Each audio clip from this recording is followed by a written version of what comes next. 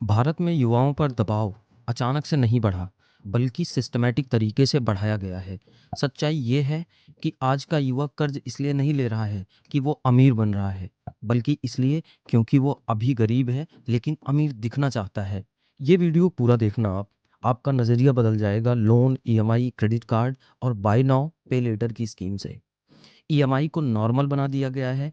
पहले ऐसा होता था कि पैसा है तभी चीज़ खरीदो, लेकिन अब उस चीज़ को बदल के पैसा नहीं है तो ईएमआई पर खरीदो।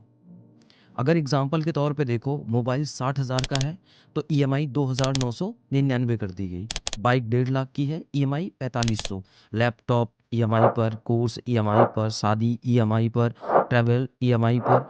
युवाओं को सिखाया गया कि EMI is equal to affordability, लेकिन जबकि सच्चाई ये नहीं है। ईएमआई का मतलब है अपने फ्यूचर की इनकम को गिरवी रखना। भारत में सिर्फ 27% लोग फाइनेंशियल रूप से नॉलेजेबल हैं, जिन्हें फाइनेंस के बारे में जानकारी है। यानी 73% को ब्याज, ईएमआई, क्रेडिट स्कोर और क्रेडिट कार्ड की समझ ही नहीं है, बस यूज़ कर रहे हैं। क्रेडिट कार्ड जिस हिसाब से बढ़ा है और उसका इस्तेमाल जितना बढ़ा है, ये सोचने वाली बात है।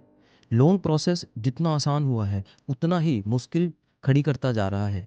लोगों के पास 3-3 क्रेडिट कार्ड्स हैं, जिससे फिजूल खर्चा करना बहुत आसान हो गया है। पहले खर्च करते हैं, फिर सोचते हैं ये 45 दिन बाद देना है, या फिर ईएमआई तो बन ही जाएगी। आज भारत में युवाओं के पास इमरजेंसी फंड 70% के पास नहीं है। अगर जॉब ना रहे तो 3 महीने के लिए सरवाइव भी नहीं कर सकते।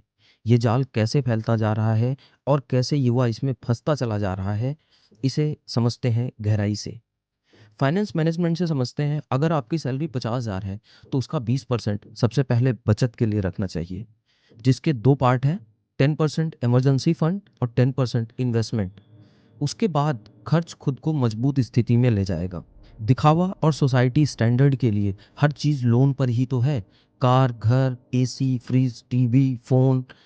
आज सैलरी आते ही ईएमआई शुरू हो जाती है, फिर अलग एक चीज़ की ईएमआई, फिर अलग एक चीज़ की ईएमआई। इसी ईएमआई के चक्कर में महीने की शुरुआत में ही पैसा ख़त्म हो जाता है और मेंटली स्ट्रेस स्टार्ट हो जाता है, उलझन शुरू हो जाती है। और यही तनाव परिवार में और उसके फ्यूचर को बहुत ज़्यादा अफेक्ट करता है।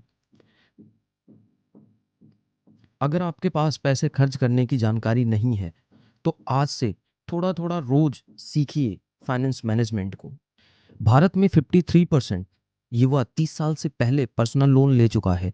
30 से 50% युवा बिना प्रॉपर फाइनेंशियल प्लानिंग के लोन या फिर कार्ड यूज़ कर रहे हैं। 97% क्रेडिट कार्ड यूज़र के ऊपर ईएमआई, पर्सनल लोन या मल्टीपल ड्यूज़ है। इन सारी चीज़ों का असर कहाँ पड़ता है? इन्वेस्टमेंट नहीं कर पाते हैं, स्किल अपग्रेड नहीं करते हैं, बिज़नेस रिस्क नहीं ले सकते हैं। भारत में जॉब करने वाला 97% युवा बिजनेस करना चाहता है, लेकिन ये सिर्फ एक सोच बनकर रह जाती है। आप खुद से पूछो, नौकरी से संतुष्ट हो या फिर बिजनेस अच्छा ऑप्शन है? बिजनेस की तो बात छोड़ो, 68% युवा अपनी नौकरी बदलने की हिम्मत तक नहीं जुटा पाता। जब कोई साथ का ही किसी अच्छी कंपनी में पहुंच जाता है, अच्छा पैकेज पाता है, फिर भी बस टाल देते हैं और बहाने खुद से बनाते हैं, लेकिन हिम्मत नहीं कर पाते, जबकि उसे पता है अगर कोशिश करते तो बेहतर जगह पहुंच सकते थे। क्रेडिट कार्ड का यूज़ समझो। पहले एक क्रेडिट कार्ड लिया, ईएमआई पर खर्च किया, और जब उसको पेड करने का टाइम आता है तो क्रेडिट कार्ड से मिनिमम ड्यूज़ का एक ऑप्शन आता है। तो मिनिमम ड्यूज़ दे करके ये ख़त्म नहीं होता।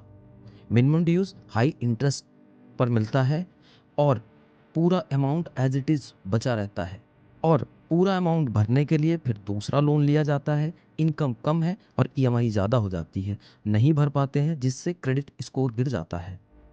और उसके बाद stress, no saving, mentality disturbance, यही डेबिट लूप है।